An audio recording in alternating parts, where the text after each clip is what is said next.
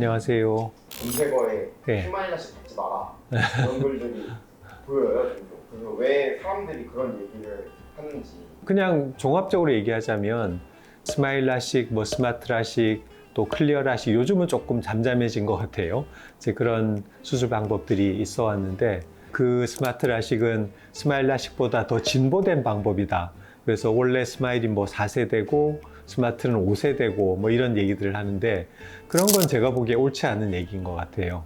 물론 그 장점들을 스마일이 못하던 부분에 대해서 약간 보강된 일부 지엽적인 부분들이 있는 건 맞지만 근본적으로 보자면 스마일만큼 오랜 기간 동안 이 노하우를 쌓은 검증된 수술 방법이라고 아직 얘기하기는 힘들거든요. 무조건 새 장비가 좋은 건 아니잖아요. 새로운 기술, 새로운 장비가 어느 정도는 시장에서 안전성이 검증이 되고 난 이후에 우리가 그 기계의 어떤 유효성이나 안전성을 얘기를 할 수가 있을 텐데 하기는 그러기에는 충분한 케이스가 쌓이지 않았다.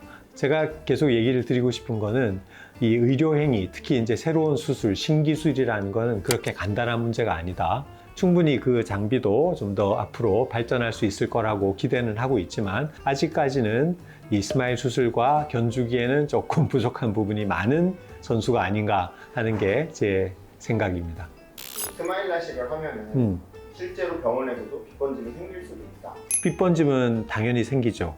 그 시력교정 수술은 이렇게 생각하셔야 돼요. 수술이 수술 이후에 굉장히 편리한 수술이긴 하지만 시력적인 완성도를 완벽하게 만드는 수술로 기대를 하시면 안 돼요. 현재 우리가 시행하고 있는 어떤 수술도 빗번짐을 생기지 않게 할 수 있는 수술은 없어요. 과학적으로 한계 상황입니다. 예전보다 빗번짐이 줄어드는 방향으로 수술이 계속 발달은 하고 있지만 어쩔 수 없이 스마일을 받던 렌즈 삽입을 받던 아니면 저처럼 백내장 수술을 받던 야간에 빛이 번져 보이는 그런 현상은 완전히 자유로울 수는 없다. 어느 정도는 발생한다. 그렇지만 저희가 3개월, 6개월 정도의 장시간의 경과 관찰을 하다 보면 빗번짐 자체가 사라지진 않지만 그게 불편한 느낌은 대부분 느끼지 않도록 적응을 하게 된다. 이렇게 설명을 드리게 되죠. 왜 잔여각막이 중요할까요? 근데 논리적으로 생각을 해보면 그 안구라고 하는 게 있죠. 눈은 동그란 구조물이고 외벽을 가지고 있는데 그 외벽의 전면부의 앞쪽을 차지하고 있는 게 각막 조직이고 각막의 중심 부분을 수술을 통해서 얇아지게 만들면 눈 내부에는 안압이라는 그런 쉽게 얘기하면 풍선이 적정한 압력으로 풍선이 예쁜 모양을 동그란 모양을 유지하고 있을 때 모양도 이쁘고 기능을 발휘하듯이 눈도 그런 거거든요. 그래서 풍선도 일부분이 좀 얇아지면 그 자리가 조금 볼록하게 튀어나올 수 있듯이 각막도 그런 현상이 생길 수가 있어요. 그래서 그런 현상이 발생하지 않을 정도의 최소한의 각막 두께가 있다라고 저희는 이론적으로 물리학적으로 생각을 하는 거죠.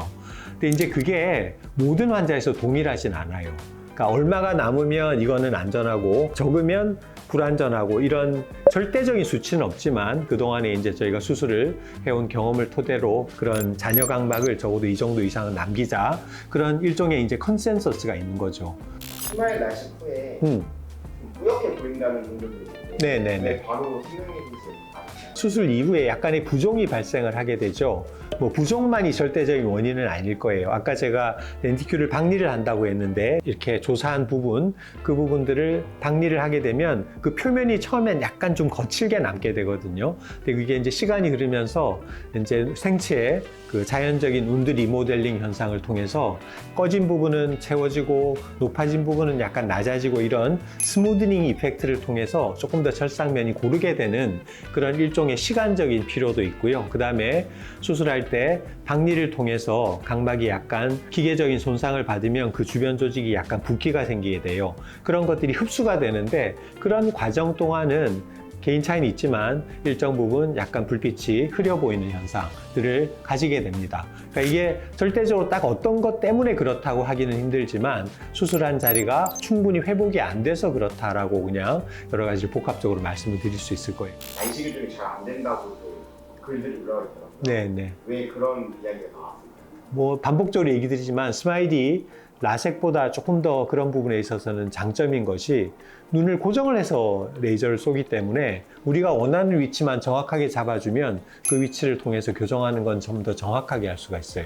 트래킹을 하는 건 오히려 추적을 하는 거기 때문에 약간의 딜레이 타임이 있거든요. 환자가 눈을 움직이면 동시에 따라갈 수는 없어요. 움직이면 약간의 시간의 갭을 두고 쫓아가기 때문에 정확한 위치라기보다는 근접한 위치에 쏘게 되는 거죠. 근데 스마일은 눈을 완전히 붙잡고 하잖아요. 그러니까 실시간으로 라이브로 내가 딱 원하는 위치에 레이저를 쏘기 때문에 더 정확하게 난시를 교정할 수 있습니다. 근데 이제 여기에는 전제 조건은 수술을 할 때 그 난시축을 잘 잡아주는 수술자의 어떤 경험적인 부분은 좀 필요할 겁니다.